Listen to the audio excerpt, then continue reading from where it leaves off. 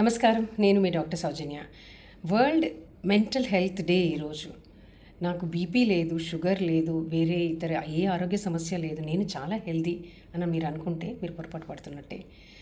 ఎందుకంటే ఆరోగ్యం, హెల్త్కి కరెక్ట్ డెఫినేషన్ ఏంటంటే మీరు శారీరకంగాను, పూర్తిగా మానసికంగాను, పూర్తిగా సామాజికంగాను శ్రేయస్సుతో ఉన్నవారైతేనే అది మీ పర్ఫెక్ట్ టోటల్ హెల్త్ని సూచిస్తుంది. అయితే ఒక చిన్న ఉదాహరణ చెప్తాను. మనం ఉల్లిపాయలు తరిగేటప్పుడు మనకి ఇమీడియట్గా బ్రెయిన్కి సిగ్నల్ వెళ్ళిపోయి మన కళ్ళని కాపాడేందుకు కన్నీళ్ళు రిలీజ్ అవుతాయి. అంటే మన బ్రెయిన్కి మనకు తెలియకుండానే అన్కాన్షియస్గా మనం కంటిన్యూస్గా కాపాడుతూ ఉంటుంది. అంటే నేను చెప్పేది బ్రెయిన్ అంటే మన మెదడు స్కల్ లోపల ఉంటుంది, అదే మానసిక ఆరోగ్యం అని నేను చెప్పట్లేదు. మానసిక ఆరోగ్యం అంటే మనస్సు అనేది కేవలం మెదడులోనే, హార్ట్లోనే ఎక్కడో కాదండి, మన అణువులోనూ ప్రతి సెల్లోనూ మన మానసిక ఆరోగ్యం దాగి ఉంటుంది.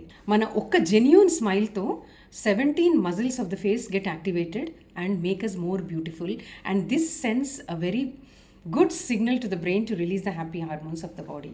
అట్లనే on the contrary me negative emotion, అది కోపం అని కానివ్వండి, ద్వేషం కానివ్వండి, ఇట్లాంటి ఎమోషన్ ఏదైనా వచ్చినప్పుడు 17 కాదు, innumerous millions of cells get activated in a negative way and send negative signals to the brain.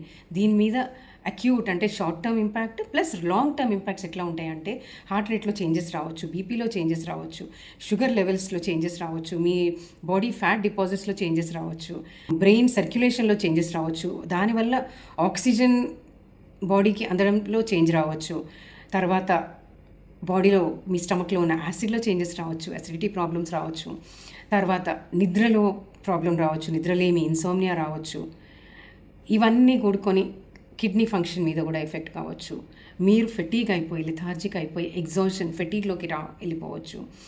ఇవన్నీ కలగొలుపుకు చూసుకుంటే సోషల్ విత్డ్రావల్ అంటే ఐసోలేట్ అయిపోవడం, లోన్లీనెస్ ఇవన్నిటికీ కారణమైపోతుంది. అంటే ఇవన్నిటికి ఇంటర్ కనెక్షన్స్ ఎట్లున్నాయో చూడండి. ఒక్క సింగిల్ నెగటివ్ ఎమోషన్తో all these things can happen in your body. So which is better for you, మీరే ఆలోచించండి.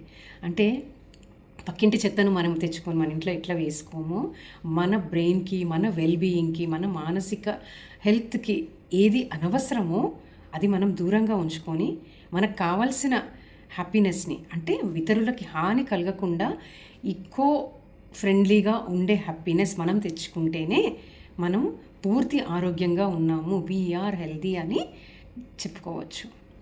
I think you all agree with me. Thank you so much.